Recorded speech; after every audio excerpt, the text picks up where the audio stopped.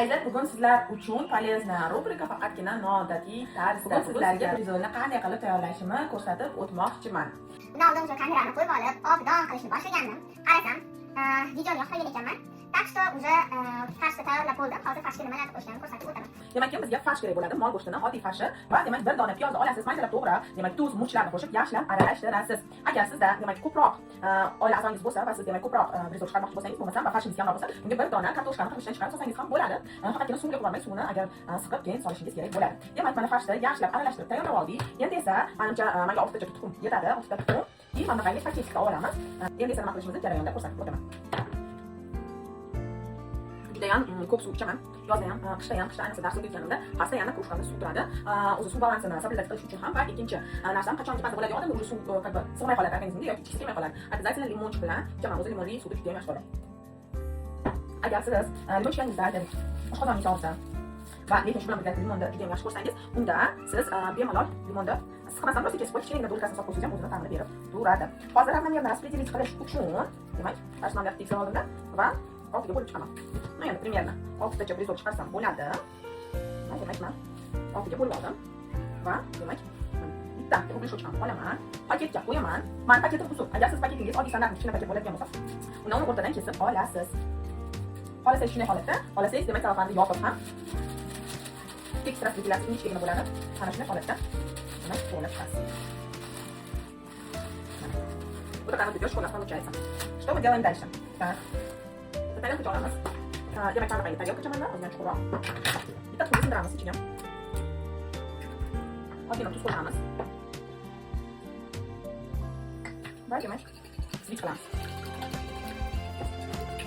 Oq bilan sarni aralashtirib bo'ldi.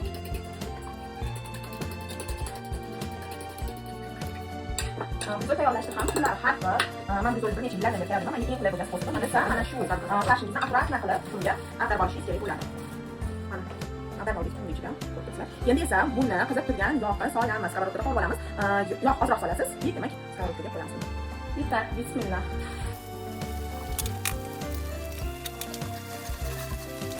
Bizga masala va sir kerak bo'ladi. Oddiy sirlar ham bo'laveradi. Xohlasalaring ham bo'ladi, desalaring ham bo'ladi. Xohlasalaring esa, demak, mana shu qo'shib xohlasalaring bo'ladi. Mana gapirib qo'y. Roshdan qilgim keldi. Demak, pomidor kerak bo'ladi. Ustiga qo'ydim, men suvni qolib ko'ramiz. Balki bitta ustiga qo'yamiz. Qovurilgan pirinchlarni olamiz va bizga demak shanga kerak bo'ladi. Ostiga kesib tayyor qilib qo'ydim. Tak, берем блинчик.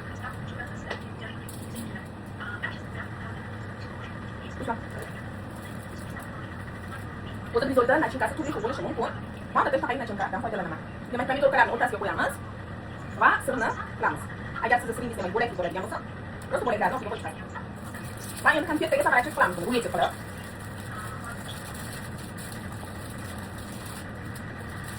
Demak, mana ruletик bordik. Ketdi. Endi aylantirib olamiz.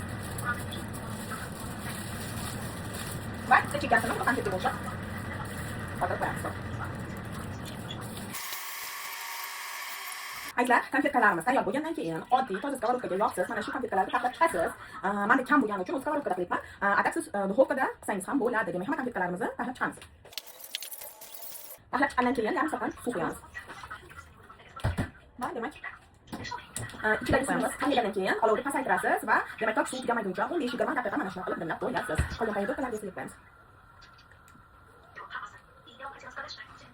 Demak, garnirga xohlagan garniringizni qilishingiz mumkin. Men guruchni juda ham yaxshi ko'rganim uchun men guruch garnirini tayyorladim. Demak, brizolimiz tayyor. Albatta, kim pishirib ko'ring va ta'miga baho bering. Juda ham mazali chiqadi, ishoning.